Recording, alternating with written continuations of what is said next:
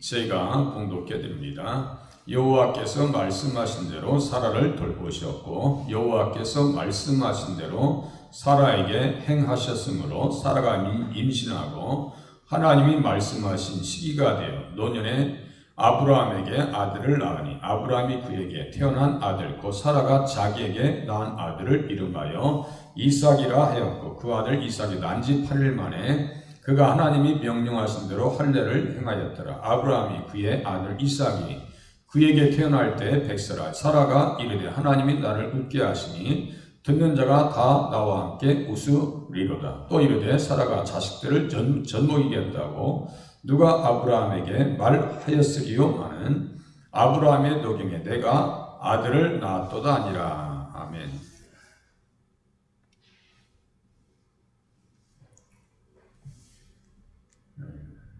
그리스도 안에 이삭의 의미다. 이렇게 말씀의 제목을 드렸습니다. 아브라함이 가나안 땅으로 부름받았을 때 75세였습니다. 75세. 그때 사라의 나이는 65세였고 태는 죽어 있었다. 사례는 임신하지 못함으로 자식이 없었더라. 창세기 11장 30절에 기록하고 있습니다. 임신하지 못한다는 것은 불임의 상태였다. 약속을 믿고 도착해 보니 땅에 기근이 들어 있었습니다. 기근이 들었어도 기근이 심하였더라. 창세기 12장 10절에 말씀했어요. 기대했던 것, 소망했던 것과는 달리 먼지만 날리는 황무지의 땅이었습니다. 그래서 주님께서 내 자손이 땅에 티끌 같게 하리니 티끌에 대한 말씀을 하시면서 그 땅이 얼마나 황무지였는가를 우리가 이해할 수가 있어요. 그러함에도 생명부지 가나안 땅에 머물러 산 이유는 그에게 약속하신 땅과 복에 대한 확고한 믿음이 있었기 때문입니다. 그리고 그 복을 실현할 자손에 대한 기대가 있었기 때문입니다.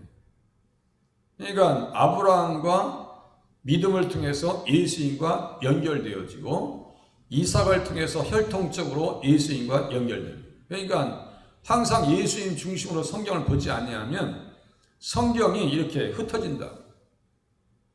모아지질 않아요.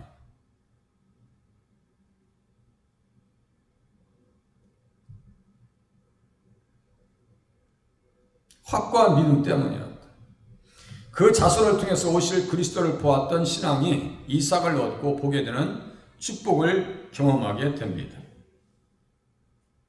그래서 요한복음 8장 56절에 보니까 너희 조상 아브라함은 나이 때 볼 것을 즐거워하다가 보고 기뻐하였느니라. 예수님 때를 다 보면서 아브라함이 신앙생활했죠. 그냥 무작정 믿은 게 아니에요. 신앙생활은 계산을 잘하는 겁니다. 그냥 정말 신앙처럼 귀한 게 없어요. 예수님께서 이삭은 예수님의 그림자다 이렇게 제가 표현을 했어요. 이 말씀이 창세기 특별히 이삭의 사건을 이해하는데 되게 중요한 단서가 되는 성경 구절입니다. 그가 하나님이 능히 이삭을 죽은 자 가운데서 다시 살리실 줄로 생각한지라 비유컨대 그를 죽은 자 가운데서 도로 받은 것이니라 그랬어요. 비유라고 하는 것은 닮았다는 뜻이거든요. 한 가지만 닮은 것이 아니라 많은 경우에 있어서 이삭과 예수님은 닮았고 비유라고 하는 것은 그림자다 이런 뜻입니다. 그림자예요. 닮았다는 거예요. 병렬이 이렇게 같이 놨다는 얘기예요. 이삭과 예수님 이렇게 같이 놓으면 닮은 데가 한두 가운데가 아니에요. 예수님께서 독자시죠. 이삭도 아브라함의 독자입니다. 하나님이 세상을 이처럼 사랑하사 독생자를 주셨으니 할 때 독자나 창세기 22장에 내 사랑하는 독자 똑같아요. 독자예요. 예수님이 희생 당하시기 전에 유대인들에게 묶이신 것처럼 결박을 당하신 것처럼 이삭도 결박을 당하여 묶입니다. 22장 9절에 보시면 바로 결박했다는 내용이 바로 등장합니다. 결박했어요. 그의 아들 이삭을 결박하여 제단 나무 위에 놓았다. 22장 9절에 써 있어요. 결박이요. 요한복음 18장 12절에 군대와 천부장과 유대인의 아랫사람들이 예수를 잡아 결박했다. 똑같아요. 결박당했어요. 예수님이 십자가를 지시고 골고다로 가신 것과 같이 이삭 역시 번제의 나무를 치고 모리아산, 골고다가 모리아산이에요. 똑같아요. 예수님께서 아버지 하나님의 뜻을 따라서 십자가에 순종하심으로 올라가신 것 같이 이삭 역시 아버지 아브라함의 뜻을 어기지 아니하고 제단에 올라갑니다. 그때 나이가 25살, 많게는 33살, 5살까지 봅니다. 그러면요 100세에 아들 이삭을 낳았으니까 125세면 할아버지 청년이 못 이기겠어요? 이렇게 툭 밀으면 그냥 넘어지면 그냥 뼈가 부러집니다. 뼈가 부러져. 아시는 권사님은 병상에서 떨어져가지고 골반이 부러진 분도 있고, 사람이 나이 들면요 골밀도가 약해가지고 조금만 부딪혀도 부러져요. 저와 같은 연배의 목사님께서 이렇게 한 2m 되는데 옛날 같은 경우는 아주 간단히 뛰어내리면 간단하거든요. 근데 뛰어내리면서 이렇게 손을 딱 줬더니 이 바닥에 이렇게 기댔대요. 근데 이 손목이 딱 나와버렸어요. 골절. 그러니까 이게 만만치 않은 거예요. 어르신들 항상 넘어지는 걸 조심하셔야 돼요. 이 계단에 그러잖아요. 지금 난간을 좀 만들어 놓을까 지금 생각 중이에요. 기도하는 중에 있어요. 올라오는 계단에서도 넘어지시더라니까. 아주 맥없이 넘어지시더라고요. 순종했어요. 그리스도 안에서 이삭의 출생이 가져다주는 의미들에 대해서 함께 알아보길 바랍니다. 첫 번째, 그리스도 안에서 이삭 말씀하신 대로 오신다는 것입니다. 보세요. 말씀하신 대로. 이삭의 사건은 예고편이에요. 누구에 대한 예고편이요? 예수 그리스도에 대한 예고편이다. 성탄의 예고편으로 제가 말씀의 방향을 맞췄어요. 말씀하신 대로 말씀하신 시기가 되어서 때가 참에 예수님도 그죠? 때가 참에 갈라디아서 4장 4절 약속하신 대로 온 거예요. 하나님께서 하실 수 없는 것이 딱 한 가지 있어요. 거짓말을 못 하십니다. 거짓말을 못 하셔요. 히브리서 6장 18절에 보니까 하나님이 거짓말을 하실 수 없는 이 한 가지, 두 가지 변하지 못할 사실로 말미암아 맹세하셨어요. 그렇게 하고 거짓말을 못 하신대요. 아브라함에게 말씀하셨어요. 맹세하셨어요. 거짓말을 못 하십니다. 약속하신 그대로. 하나님은 또 후회가 없으셔요. 후회가 없으셔요. 말씀을 이루십니다. 아브라함과 사라가 약속하신 말씀을 기다리지 못해서 하갈을 통해서 이스마엘을 낳습니다. 그래서 사람이 항상 문제죠. 하나님은 문제가 되질 않아요. 항상 사람이 문제예요. 조금만 기다리면 되는 걸 그냥 10년 동안 참았어요. 인간적으로 보면 많이 기다린 거예요. 10년 동안 85세, 6세에 몸종 하갈을 아브라함의 첩으로 들여보내서 이스마엘을 낳습니다. 이것이 불행의 씨앗이에요. 이슬람은 이스마엘의 종교입니다. 잘 아셔야 돼요. 이스마엘의 종교입니다. 성경을 어떻게 바꾸는지 아세요? 모리아산에서 제단에 바쳐진 사람이 이삭이 아니고 이스마엘로 얘기합니다. 그들의 조상들도 아브라함입니다. 전혀 달라요. 차원이 달라요. 그러니까 둘 중 하나는 가짜일 거 아니에요. 성경이 가짜이든 코란이 가짜이든 여러분들 판단해 보세요. 이스마엘 종교라. 그렇게 연약한 믿음 가운데 있던 그들을 다시 찾아오시어 말씀하시기를 아브라함을 통해서 여러 민족의 아버지가 되게 하시고 사라를 통해서도 여러 민족의 어머니가 되게 하겠다고 하십니다. 저 같으면요 나타나서 막 혼낼 것 같아요. 너 왜 그렇게 살았어? 막 꼴밤도 주면서 너 왜 그렇게 했어? 막 혼내실 것 같은데요. 전혀 그렇게 하지 않으시고 주님께서 말씀하십니다. 99세에 86세에 이스마엘을 낳았고 99세 때에 여호와께서 아브라함에게 나타나서 그에게 이르시되 나는 전능한 하나님이야. 나는 전능한 하나님이야. 너 왜 믿음이 없어? 라고 간접적으로 책망하시는 거예요. 너 몸이 다 죽었지. 살아도 나을 수가 없지. 이제 뭐 살아도 75세 아니 65세 때도 임신할 수 없는데 75세가 되었으니 무슨 임신의 가능성이 있겠어요. 그런데 그 아브라함에게 하나님께서 말씀하시기를 나는 전능한 하나님이라 이렇게 말씀하시. 나는 전능한 하나님이라고. 너 나를 믿고 살아야지.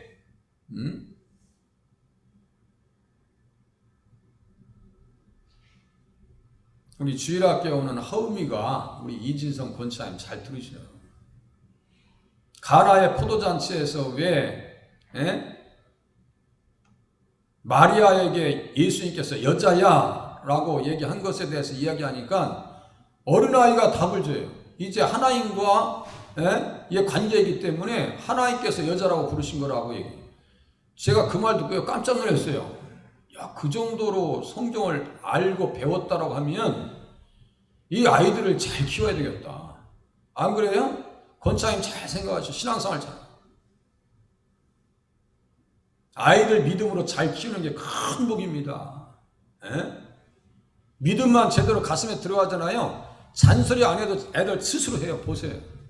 그게 복덩이가 될 거예요. 우리 선생님도 일찍 오셔서 이렇게 지금 준비하고 있잖아요. 예배 준비하잖아요. 다 신학교 졸업하신 분들이에요. 다니고 여기 대학교 신학대학원 3학년 올라가고 신학대학 3학년 올라가고. 자, 그런 걸 보면서 야, 아이들 한 사람의 신앙이 한 어린아이의 신앙이 전체 인생 속에서 하나님 앞에 어떻게 쓰임받을 수 있겠는가.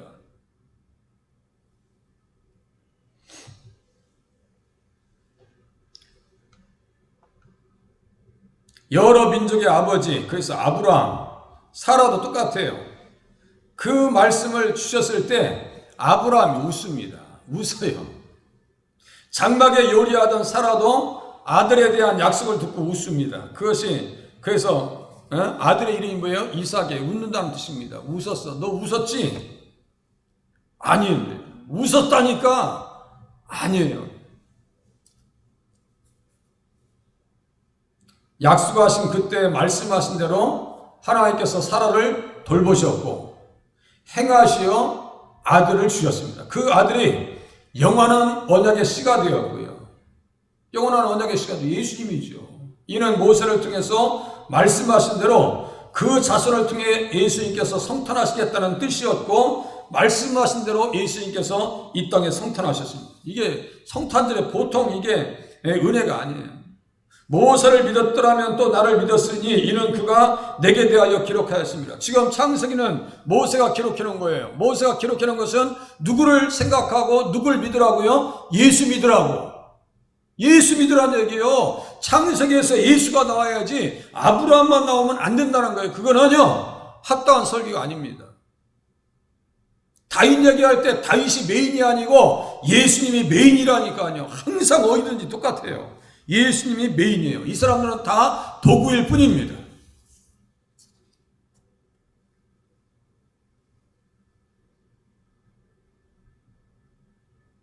우리의 조상을 긍휼히 여기시며 그 거룩한 언약을 기억하셨으니 곧 우리 조상 아브라함에게 하신 맹세라. 예수님이 이 땅에 오셨을 때 누가가 사가랴의 그 언급, 사가랴의 신앙 고백을 통해서 이렇게 기록해 놓습니다. 아브라함에게 하신 맹세를 따라서 예수님께서 이 땅에 오셨다는 거예요. 이게 그냥 보통 일반적인 성경책이 아니에요. 그냥 읽고 넘어갈 내용이 한 구절도 없습니다. 성경은 예수님 안에서 보면 예수님은 말씀하신 대로 여자의 후손으로 이 땅에 오셨습니다. 여자의 후손으로.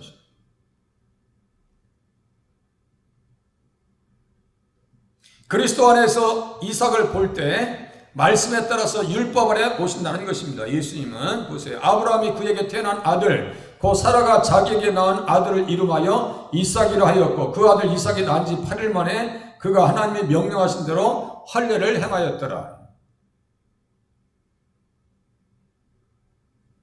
하나님께서 아브라함에게 아들을 주시겠다고 하셨고 이름까지 미리 정해주셨습니다. 이삭이라고 정해주셨어요. 예수님도 미리 이름을 정해주셨습니다. 천사가 이야기합니다. 보라 내가 잉태하여 아들을 낳으리니 그 이름을 예수로 하라. 그가 큰 자가 되고 지극히 높으신 이의 아들이라 일컬어질 것이요 주 하나님께서 그 조상 다윗의 왕위를 그에게 주시리니. 다윗의 왕위를 그에게 주시리니. 그러니까 왕으로 오신 거예요. 예수님 왕으로 오셨어요. 다음 주 설교에 또 나와요.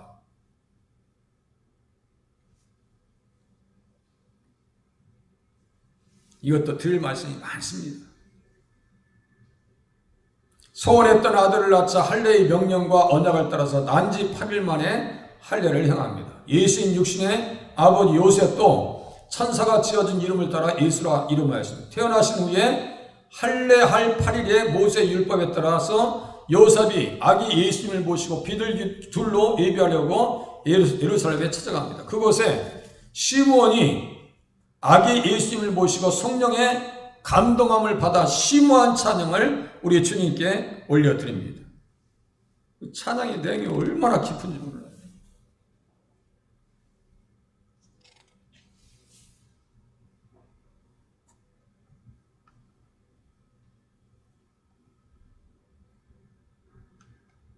이스라엘의 위로를 기다리는 자가 시므온이고요. 그가 성령의 감동으로 성전에 들어가서 아기 예수님을 알아봅니다. 보세요. 성령의 감동을 받아야 예수님을 알아봐요.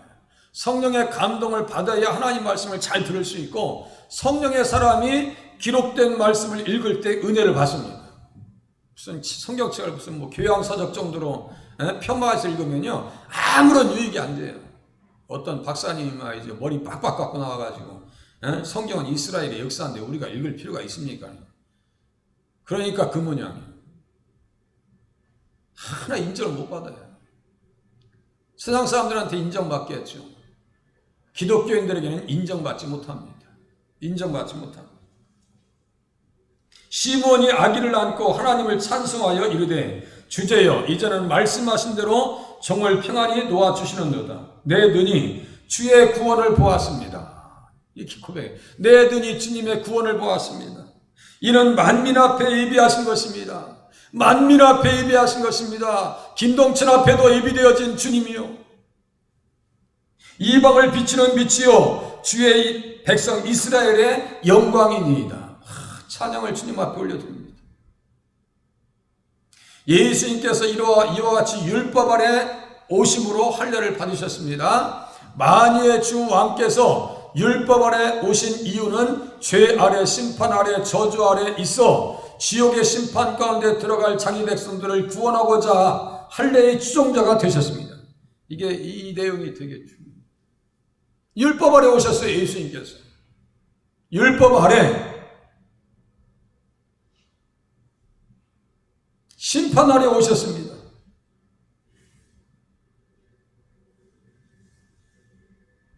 그리스도께서 우리를 위하여 저주를 받은 바 되사 율법의 저주에서 우리를 속량하셨으니 기록된 바 나무에 달린 자마다 저주 아래에 있는 자라 하였습니다. 예수님 나무에 달리심을 통해서 저주 아래에 오셨어요. 저주 받으셨어요. 그 저주는 원래 누가 받아야 되는 거예요? 내가 받아야 되는 거예요. 내가 받아야 되는 거예요.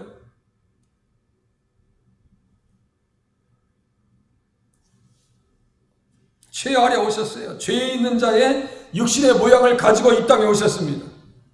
죄 아래 오셨어요. 나를 구원해 주시려고. 그리스도께서 하나님의 진실하심을 위하여 할례의 추종자가 되셨으니 이는 조상들에게 주신 약속들을 견고하게 하시고 이방인들도 그 긍휼하심으로 말미암아 하나님께 영광을 돌리게 하려 하심이라. 이방인들도 구원받게 하시려고 할례의 추종자가 되셨대요. 율법 아래 오셨어요. 율법을 다 이루셨어요. 죄 아래 오셨습니다. 그 주님을 성탄의 계절에 마음껏 찬양하실 수 있는 자리에 서실 수 있기를 바랍니다.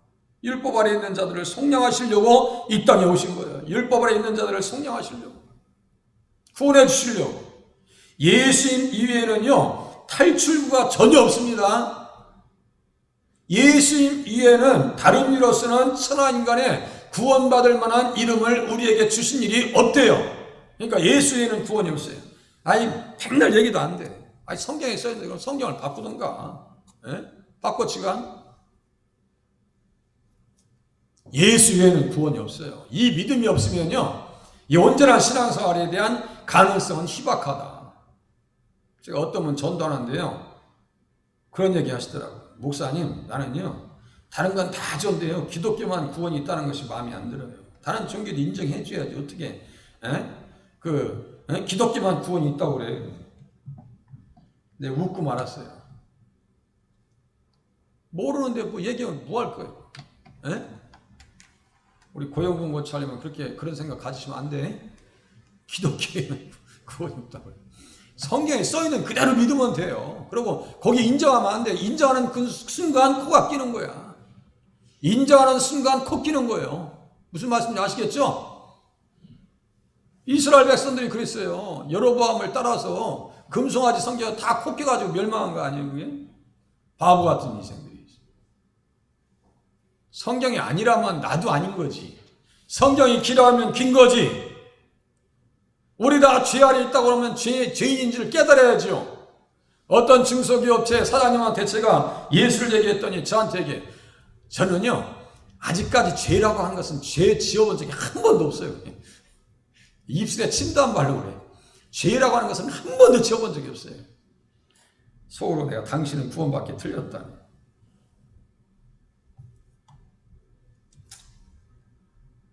좀 양심이 있어야 될 거 아니야. 우리는 철두철미하게 죄인인 줄로 깨달으시기를 바랍니다. 하나님의 백성은요, 죄에 대한 인식이 되게 아주 예민합니다. 믿음의 사람. 또 보세요. 말씀대로 이루실 출생의 기적을 알리셨습니다. 아브라함이 그의 아들 이삭이 그에게 나타날 때 백사라. 사라가 이르되 하나님이 나를 웃게 하시니 듣는 자가 다 나와 함께 웃으리로다.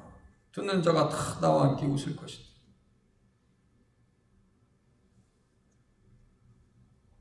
아브라함의 나이 100세라면요, 생식의 능력이 사라져 죽은 나무 같은 존재입니다. 죽은 나무. 아브라함과 사라에게 아들을 주신다는 말씀을 듣고 웃을 수밖에 없었습니다. 웃을 수밖에 없는 거예요. 심지어 뭐라고 했냐면요, 자식이 없으니까 하나님께서 주시는 말씀에 내 상속자는 다메섹 엘리에셀입니다.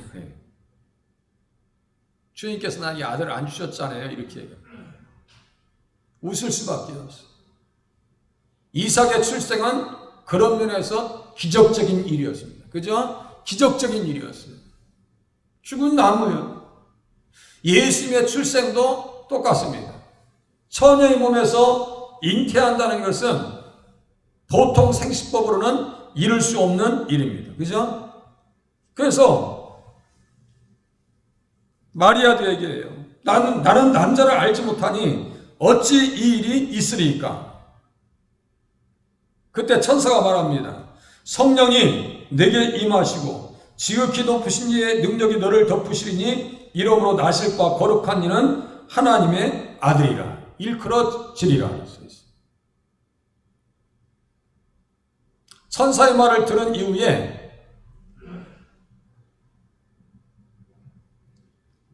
마리아가 답합니다. 주여, 주의 여정이오니 말씀대로 내게 이루어지이다.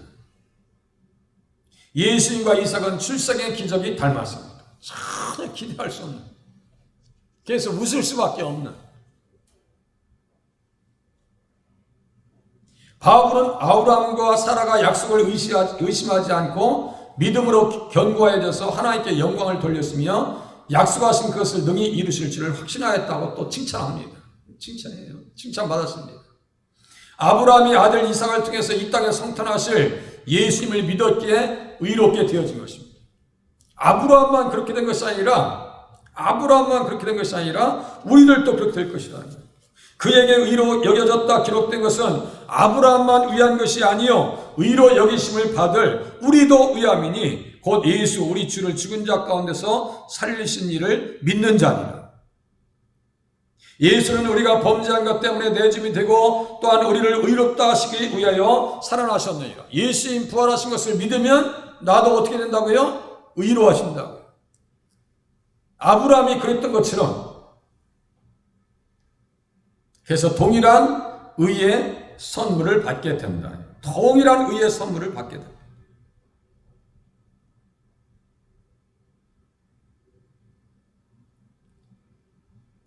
하나님 앞에서 아무도 율법으로 말미암아 의롭게 되지 못할 것이 분명하니 이는 의인은 믿음으로 살리라 하였습니다. 믿으면 우리를 또 어떻게 돼요? 의롭게 되어지고 칭찬받는 자리에 나갈 수 있다. 이삭의 출생과 예수님의 출생은 뭐라고요? 닮아있다.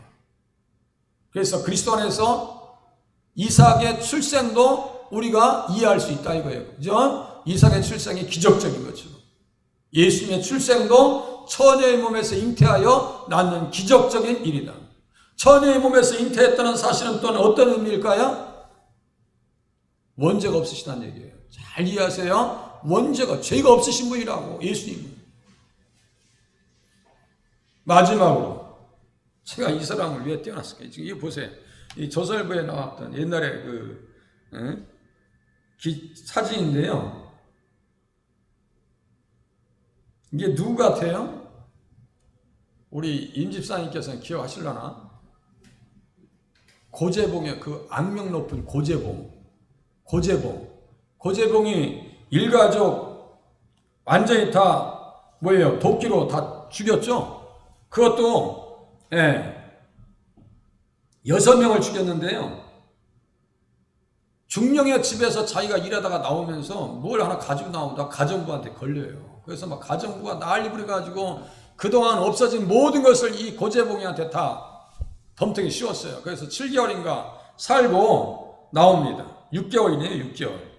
징역사고 나오면서 이 사람의 속에서 이 인생을 다 죽여버리겠다 해가지고 도끼를 가지고 새벽 2시에 6명을 다 죽여버려요. 그런데 그 참 알 수 없는 게 그 중령의 가정은 다른 데로 이사 갔어요. 전령돼 가지고 차출돼가 나갔는데 다른 사람이 와서 대신 죽은 거야. 그 자리에. 이 사람이 이제 어떻게 됐어요? 사형 판결 됐을 거 아니에요? 근데 맨 처음에 이 사람이 이제 가면 교도소에 가면은 그 교도소 선교하시는 분들이 있어요. 선교하시는 분이 있는데 그 안국선 전도사님이 성경을 책을 줍니다. 맨 처음에는 이제 시큰둥 해가지고 뭐 벽에다 놓고 화장실 갖다 쓰겠다고 해놓고 나중에는 자꾸 얘기하니까 한번 심심하니까 성경책을 이렇게 거들먹거리면서 봐요. 보다가 예수 만나네요. 그가 어느 순간 갑자기 성령 체험을 합니다. 온몸이 불덩이처럼 뜨거워지며 마치 고압선에 감전된 것처럼 오장육부가 뒤틀리고 온몸이 마비된 듯 이성을 잃을 뻔하였다. 마치 거대한 힘이 자기 자신과 몸과 정신을 운전하고 있는 것 같았다. 자기 자신의 일거일동을 물론 자기의 자신의 모든 과거까지 누군가가 속속히 들여다보고 있는 것 같은 느낌이 들어 온몸이 부들부들 떨렸다. 나중에 이제 사형 판결 다 했으니까 사수들 9명 앞에 섭니다. 서면서 뭐라고 하면 제가 찬양을 부를 테니까 제가 웃을 때 방아쇠를 당겨주세요. 웃을 때. 그래서 아까 제가 인내하신 구세주에 있죠? 인내하신 구세주에 찬양하면서 웃음이 와야 이 당겨주라. 9명이 총을 쐈으니까 어떻게 됐겠어요? 온몸이 벌집이 돼버렸어요. 벌집이 돼버렸어요. 나중에 이제 시신을 확인하고 관에 넣은 가정 속에서 얼굴을 딱 보니까 정말 웃으면서 죽은 거예요. 웃으면서. 그 사람의 생생한 그 간증 테이프가 제가 지금 틀어드리려고 했는데 시간이 안 되겠네.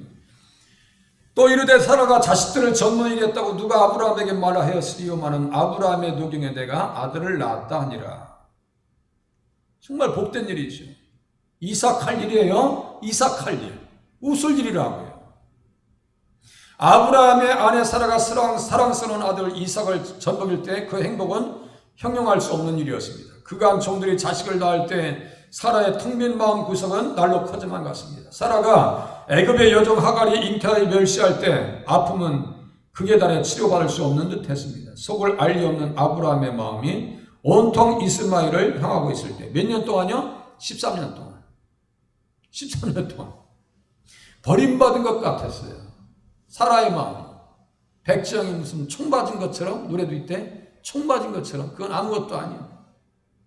하지만 아브라함과 사라에게 주신 이삭을 가슴에 안고 보니 모든 것들이 물거품처럼 사라졌습니다. 자식 이름에 뜻 그대로 매일 웃음만이 넘쳐나고 있었고, 행복해서 웃고, 감사해서 웃고, 신기해서 웃고, 아들을 보고 웃고, 남편을 보고 웃으며 서로를 마주보고 웃을 수 있어서 행복했습니다. 그죠? 얼마나 행복했겠어요.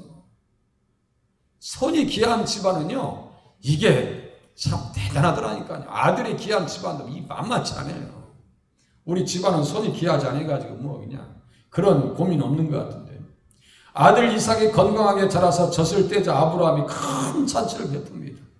아들을 위한 잔치였어요. 아브라함과 이삭의 자손으로 오시는 예수 그리스도의 성탄은 믿는 자들의 잔치로 이어집니다. 잘 들으세요. 믿는 자들의 잔치로 이어져요.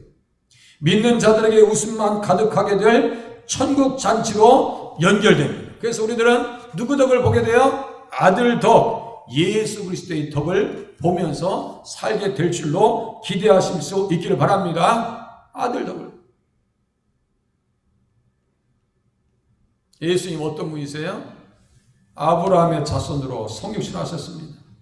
율법 심판 죄 아래 겸손함으로 오셨습니다. 성탄을 통해서 천국의 복된 웃음을 안겨주셨습니다. 아들 덕 보세요.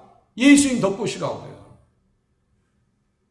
우리 자식들은 그렇게 할 수도 없겠죠. 하면 대행스러운 거고. 언약에 신실하신 하나님의 말씀을 아브라함처럼 언약을 믿고 살겠습니다. 율법과 심판 그리고 죄 아래 오신 예수님을 높이면서 살겠습니다. 누구처럼요? 시므온처럼. 천국의 행복한 웃음을 선물로 주셨으니 기뻐하면서 살겠습니다. 우거지상하지 마시고 매일 기뻐하는 거예요. 매일.